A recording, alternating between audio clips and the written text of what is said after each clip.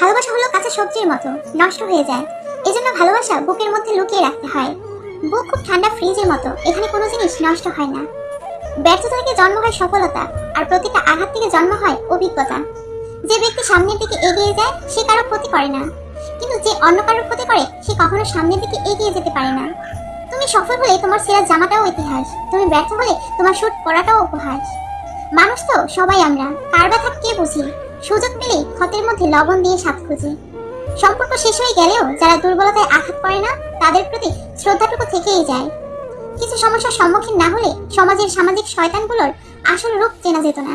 মনোভাব একটা খুব ছোট্ট জিনিস, কিন্তু অনেক বড় পার্থক্য তৈরি করে।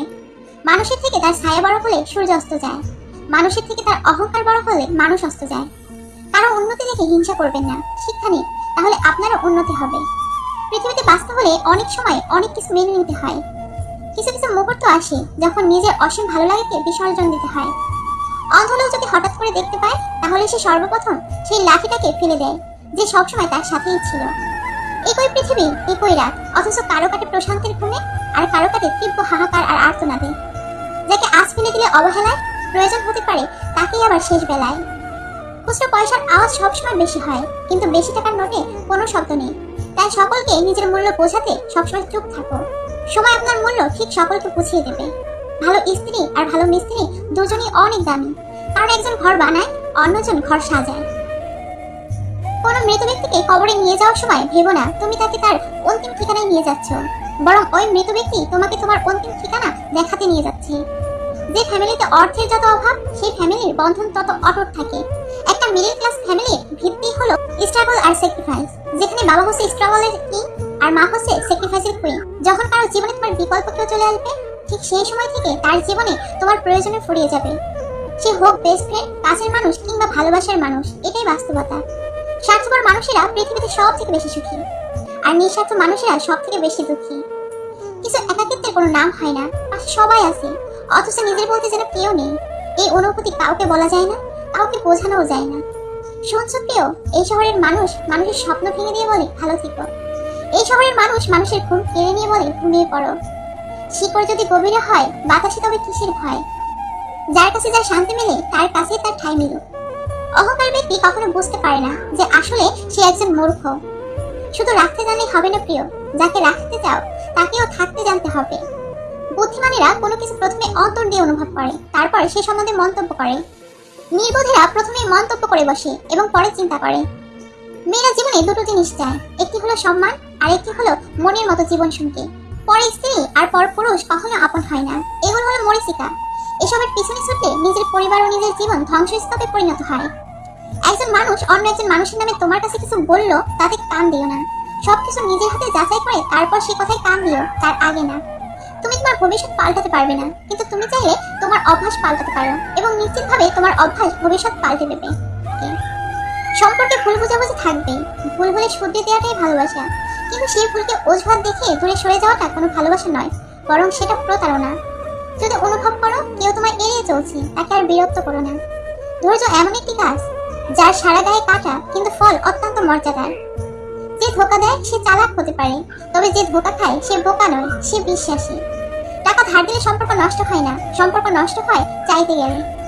যখন মানুষ বিপদে পড়ে তখন বুঝতে পারে পৃথিবীটা কত কঠিন আর আপনজনেরা কতটা নিষ্ঠুর। নিম পাতা তেতো হলেও যেমন শরীরের পক্ষে ভালো, তেমনি কিছু মানুষের কথা কঠোর হলেও তোমার ভবিষ্যতের জন্য ভালো। হার মেনে নিয়ে আমাদের সবচেয়ে বড় দুর্বলতা। সফল হওয়ার সবচেয়ে ভালো উপায় হলো প্রতিবার হার মানার আগে আরেকবার চেষ্টা করা। একজন সৎ ব্যক্তি প্রেমিকার চোখে বোকা, স্ত্রীর চোখে গাধা, সমাজের চোখে বলদ। একজন অসৎ ব্যক্তি প্রেমিকার চোখে বুদ্ধিমান, স্ত্রীর চোখে সিংহ, সমাজের চোখে সম্মানিত ব্যক্তি। এটাই এখন আমাদের সমাজের বাস্তবতা। স্ত্রী বদমেজাজি হলে দুটি কাজ করুন। নাম্বার 1, তার রাগের সময় চুপ থাকুন। নাম্বার 2, রাগ থেমে গেলে তাকে ছেড়ে যাওয়ার ভয় দেখান। প্রতিবেলা ফিরে দিয়েছো, এ বেলায় আর তোমাকে চাইতে যাব না। নিজেকে এমন ভাবে লুকিয়ে ফেলবো আর কোনো বেলায় খুঁজে পাবে না। পুরো প্রকৃতিটা যেন স্বার্থের জালে জড়ানো, সবাই সবার জন্য নয়, শুধু নিজেই নিজের জন্য। শ্বশুর বাড়িতে একটা মেয়ে তখনই নীরবে চোখে জল ফেলে যখন তার স্বামী তাকে সবচেয়ে বেশি অবহেলা করে। পরিশ্রম আপনাকে করতেই হবে, হয় যুবক বয়সে নয়তো বৃদ্ধ বয়সে। পরিশ্রম করার বয়সে যদি আরাম করেন, তাহলে আরাম করার বয়সে আপনাকে পরিশ্রম করতেই হবে। আমাদের কাছে মিথ্যা শোনার জন্য কান আছে, অন্যায় দেখার জন্য চোখ আছে, কিন্তু সত্য বলার জন্য উপযুক্ত ঠোঁট নেই। সুখ তখনই যখন আপনি আপনার যা আছে তা নিয়ে সন্তুষ্ট থাকবেন। আপনি ছেলে হলে এই 4টি কাজ করতে কখনোই লজ্জা পাবেন না। নাম্বার 1, কর্ম করতে। নাম্বার 2, নির্দ্বিধায় সঠিককে সঠিক আর ভুলকে ভুল বলতে। নাম্বার 3, যদি মনে করেন আপনার ভুল হয়েছে তাহলে সরি বলতে। নাম্বার 4, আপনি যে কাজ পারেন না তাতে সরাসরি না বলুন। কেউ যদি বুঝে যায় আপনি তার প্রতি দুর্বল, তখনই শুরু হয় অবহেলা। কাউকে মনে পড়া আর কারো শূন্যতা অনুভব করার মাঝে অনেক পার্থক্য। আগে মানুষ মিথ্যা বলতে ভয় পেত পাপ হবে বলে, আর এখন মানুষ সত্য বলতে ভয় পায় বিপদ হবে বলে। একজন স্বামী তার স্ত্রীকে কখন পাগলের মতো ভালোবাসে জানেন? আসুন এক বৃদ্ধা মহিলার সাক্ষাৎকার থেকে জেনে নিন, যিনি তার স্বামীর সাথে সফলতার সাথে কাটিয়ে দিলেন দীর্ঘ 50টি বছর। তাদের জীবন শান্তিতে ভরপুর ছিল, ঝগড়া তো দূরের কথা, দাম্পত্য জীবনে কখনো কথা কাটাকাটি পর্যন্ত হয়নি। একজন সাংবাদিক এই বৃদ্ধার কাছে তার 50 বছরের স্থায়ী সফলতার রহস্যের ব্যাপারে জানতে চাইলেন। কি ছিল সে রহস্য? মজার মজার খাবার বানানো, দৈহিক সৌন্দর্য, বেশি সন্তান জন্ম দেয়া, নাকি অন্য কিছু? বৃদ্ধা বলেন, দাম্পত্য জীবনের সুখ শান্তি প্রথমত আল্লাহর ইচ্ছা, এরপর একজন স্ত্রীর হাতে। একজন স্ত্রী চাইলে তার ঘরটাকে জান্নাতের টুকরো বানাতে পারেন, আবার চাইলে এটাকে জাহান্নামেও পরিণত করতে পারেন। কিভাবে? অর্থ দিয়ে? তা তো হতে পারে না, কেননা অনেক অর্থশালী মহিলা আছেন যাদের জীবনে দুঃখ দুর্দশার শেষ নেই, যাদের স্বামী তাদের কাছে ফিরতেই চান না। সন্তান জন্মদান? না, তাও না, কারণ অনেক মহিলা আছেন যাদের অনেক সন্তান আছে অথচ স্বামী পছন্দ করে না। এমনকি এই অবস্থায় তালাক দেওয়ার নজিরও কম নয়। ভালো খাবার বানানো? এটাও না, কারণ অনেক মহিলা আছেন যারা রান্না বান্নায় বেশ দক্ষ, সারাদিন রান্নাঘরে কাজ করে অথচ স্বামীর দুর্ব্যবহারের সম্মুখীন হন। তার কথায় সাংবাদিক বিস্মিত হয়ে গেলেন, বললেন, তাহলে আসল রহস্যটা কি? বৃদ্ধা বললেন, যখনই আমার স্বামী রেগে গিয়ে আমাকে বকাবকি করতেন, আমি অত্যন্ত সম্মান দেখে নীরবতা পালন করতাম এবং অনুতপ্ত হয়ে মাথা দুলিয়ে তার প্রতিটি কথায় সায় দিতাম। সাবধান, বিদ্রুপের দৃষ্টিতে কখনো চুপ হয়ে থেকো না, কেননা পুরুষ মানুষ বিচক্ষণ হয়ে থাকে, এটা সহজেই বুঝতে পারে। সাংবাদিক বলল, ওই সময় আপনি ঘর থেকে বের হয়ে যান নাই কেন?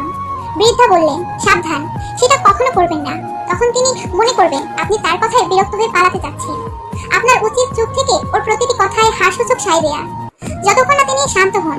তারপর আমি আমার স্বামীকে বলি, আপনার শেষ হয়েছে, এবার আমি যেতে পারি? তারপর আমি চলে যাই আর আপন কাজে লেগে যাই, কারণ চিৎকার করে তিনি ক্লান্ত হয়ে পড়েছেন, তার বিশ্রাম প্রয়োজন। সাংবাদিক বললেন, এরপর কি করেন? 1 সপ্তাহ খানিক তার কাছ থেকে দূরে থাকেন এবং কথা বলা বন্ধ করে রাখেন নিশ্চয়? বৃদ্ধা বললেন, সাবধান, এই ধরনের বদ অভ্যাস থেকে দূরে থাকুন, যা দুধারী তরবারির চেয়েও মারাত্মক। স্বামী যখন আপনার সাথে আপোষ করতে চান, তখন যদি আপনি তার কাছে না যান, তখন তিনি একা থাকতে অভ্যস্ত হয়ে যাবে। কখনো কখনো এই অবস্থা তাকে প্রচন্ড জেদের দিকে ঠেলে দেবে। সাংবাদিক বলল, তাহলে কি করবেন তখন? বৃদ্ধা বলল, 2 ঘন্টা পর 1 গ্লাস দুধ, 1 কাপ গরম চা নিয়ে তার কাছে যাই আর বলি, নিন, এগুলো খেয়ে নিন, আপনি খুব ক্লান্ত। এই সময় তার সাথে অত্যন্ত স্বাভাবিকভাবেই কথা বলি। তারপর তিনি বলেন, রাগ করেছো? আমি বলি না। তারপর তার দুর্ব্যবহার দুঃখ প্রকাশ করেন এবং স্নেহ ভালোবাসার কথা বলেন। সাংবাদিক বলেন, আপনি কি তার কথা তখন বিশ্বাস করেন? বৃদ্ধা বলেন, অবশ্যই, কেন নয়? শান্ত থাকা অবস্থায় যা বলেন তা বিশ্বাস না করে রাগান্বিত অবস্থায় যা বলেন তা বিশ্বাস করব? সাংবাদিক বলেন, তাহলে আপনার ব্যক্তিত্ব? বৃদ্ধা বলেন, আমার স্বামী সন্তুষ্টই আমার ব্যক্তিত্ব, আমাদের স্বচ্ছ সম্পর্কই আমাদের ব্যক্তিত্ব। আর স্বামী স্ত্রীর মধ্যে কোনো ব্যক্তিত্ব থাকে না। যার সামনে তুমি পুরোপুরি ভাবে বস্ত্রমুক্ত হয়েছো, তার কাছে আবার কিসের ব্যক্তিত্ব? মহান রব আমাদের দুনিয়ার জীবন ও আখিরাতের জীবনে কল্যাণ দান করুন। এক বাবা তার ছেলেকে উপদেশ দিচ্ছে, শোন বাবা, কখনো যদি নিজের পছন্দে বিয়ে করো, তাহলে স্ত্রী হিসেবে একটা সুন্দর মুখের চেয়ে একটা হাসি মাখা মুখকে প্রাধান্য দিস। বসের বকা খেয়ে বাজারে দর কষাকষি করে বাসে ঝুলে 30 মিনিটের রাস্তা 2 ঘন্টা অতিক্রম করে বাসায় ফিরে দরজায় সবচেয়ে বেশি প্রয়োজন হবে একজন হাসি মাখা নারী। আপনার যদি একজন প্রতিষ্ঠিত বাবা না থাকে, তাহলে আপনি বুঝবেন পৃথিবীতে মাথা উঁচু করে দাঁড়াবার সংগ্রামটা কতটা কঠিন। স্বার্থপর আর মিথ্যাবাদীদের সাথে কখনো বন্ধুত্ব করতে নেই। এরা নিজের প্রয়োজনে যেমন কাউকে কাছে নিতে পারে, তেমনি প্রয়োজন শেষে এরা খুব সহজে দূরে সরিয়েও দিতে পারে। হারাতে দিলেই মানুষ হারায়, রাখতে জানলে শেষ সূর্যাস্ত পর্যন্ত দেখা যায়। এক সময়ে অতি পছন্দের জিনিসগুলো হঠাৎ করেই অপছন্দের তালিকায় চলে যেতে শুরু করে। চোখ যাকে চায় সে কালো হলেও সুন্দর। যে সত্যি ভালোবাসে সে ঝগড়া করে, অভিমান করে, কিন্তু কখনো আপনাকে ছেড়ে যায় না। সাগরে অনেক ঢেউ আছে, কিন্তু সব ঢেউ কিনারায় আসতে পারে না। ঠিক তেমনি জীবনে অনেক বন্ধুই থাকতে পারে, কিন্তু সব বন্ধু মনের মতো হতে পারে না। নিজের কষ্টের কথা কাউকে বলার চাইতে একাকিত্বের সাথে নিজেকে মানিয়ে নেওয়াটাই অনেক ভালো। হিউম্যান সাইকোলজি বলে, যদি কোনো মানুষ খুব বেশি হাসে, এমনকি সামান্য কোনো কারণেও হাসি চেপে রাখতে পারে না, তবে সে নিজেকে সবসময় খুব একা ফিল করে। যদি কোনো মানুষ খুব সামান্য ব্যাপারেই কেঁদে ফেলে, তবে সে খুব নরম মনের মানুষ। যেতে হলে প্রথম বাড়ি চলে যান, বারবার ফিরে আসার নাম করে কেন শুধু আমাকে কাঁদাও? একবার হেরে গেছেন মানে এটা নয় যে আপনি ব্যর্থ। একবার হেরে যাওয়াটা আপনার দ্বিতীয়বার জেতার নেশাকে দ্বিগুণ করার জন্য। সুখ কেবল আনন্দই দেয়, কিন্তু দুঃখ কষ্টের পাশাপাশি শিক্ষা দেয়, আপন পর চেনায়, পথ চলতে শেখায়, সাহস যোগায়।